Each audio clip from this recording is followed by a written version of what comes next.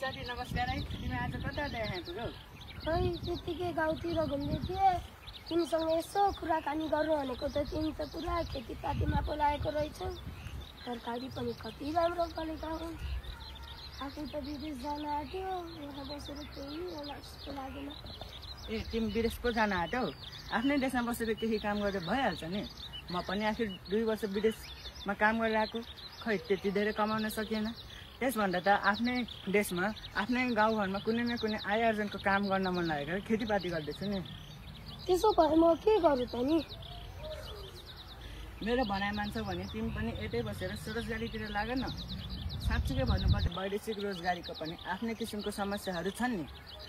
यहाँबाट जुन सपना देखेर गइन्छ वहाँ पुगेपछि त्यो सपना पुरा गर्न निकै गाह्रो हुन्छ। खाडी देशको उखरमाउलो गर्मीमा पसिना बगाउनुभन्दा आफ्नै देशको माटामा पसिना बगाउनु राम्रो हुन्छ। सबैले स्वरोजगारी भनेको मात्र सुन्छु। अस्ति भर्खर पनि रेडियोमा यही विषय अन्तर्गत कुरा सुनिरहेको थिएँ। होइन, यो स्वरोजगारी भनेको चाहिँ के रहेछ?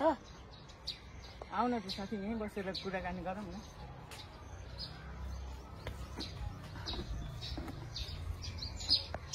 साथी, आफ्नै लगानीमा आफूले चाहेको काममा आफूलाई संलग्न गरे आय आर्जन गर्ने नै स्वरोजगारी हो नि।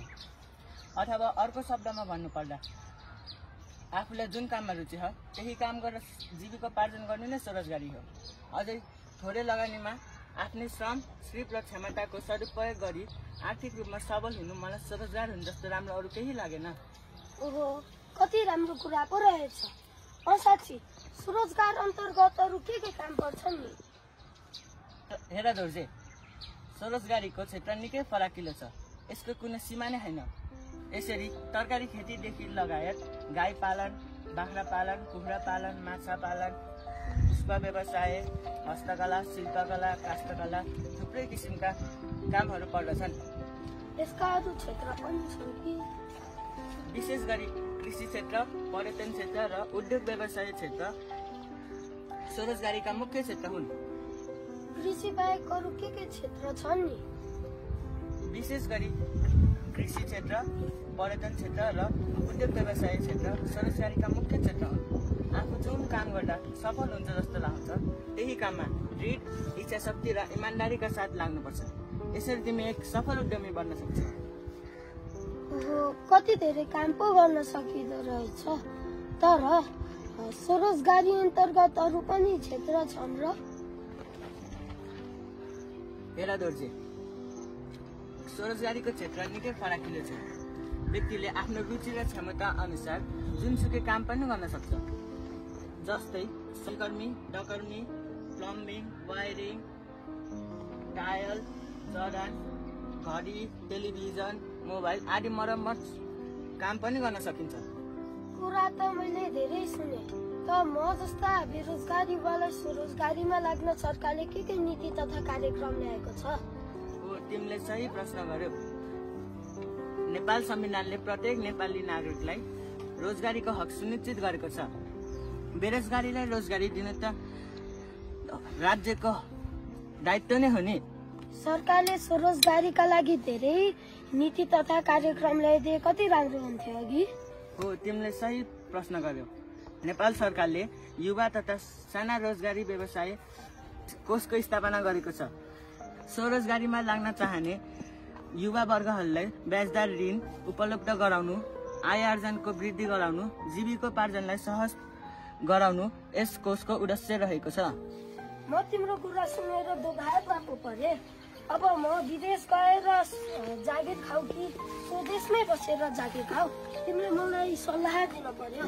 साथी, म तिम्रो जग्गामा बसेँ भने अरूको देशमा गएर अर्काको अधीनमा निश्चित कमाइमा बाँच्नु भन्दा त आफ्नै देशमा स्वतन्त्र भएर स्वरोजगारीमा लाग्न ठिक लाग्छ।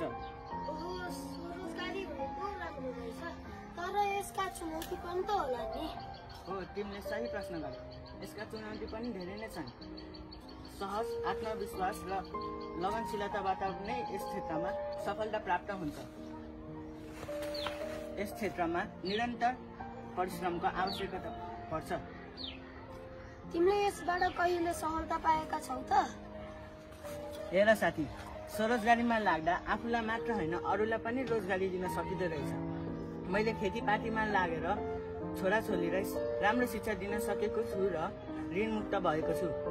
मैले त अझै बाख्रा पालन पनि गरेको छु नि, त्यसबाट पनि राम्रै कमाइ भएको छ। म त स्वरोजगारीमै रमाएको छु। तिमीलाई भेटेर धेरै कुरा थाहा पाए। कृषि क्षेत्र अन्तर्गत अरू के कुरा पर्छन् नि? हेर साथी, तिमीले महत्त्वपूर्ण विषयमा जिज्ञासा राख्यौ। तिमीलाई थाहा नै छ हाम्रो देश कृषि प्रधान देश हो। भए आफ्नै जमिनमा नभए जग्गा भाडामा लिएर खेतीपाती गर्नुपर्छ। गाई तथा भैँसी पालन गरेर दुग्ध व्यवसाय खोल्ने अनि काष्ठकला, शिल्पकला, हस्तकला, पुष्प व्यवसाय, नर्सरी आदि गरेर नै आय आर्जन गर्न सकिन्छ। ओहो, तिमीले त मेरो आँखा नै खोलिदियौ।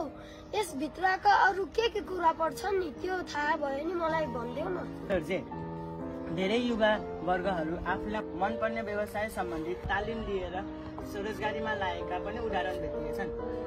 कतिपय मानिसले त वैदेशिक रोजगारी छाडेर र कतिपय मानिसले त स्वदेशकै रोजगारी त्यागेर स्वरोजगारीमा लागेका पनि उदाहरण भेटिएका छन्।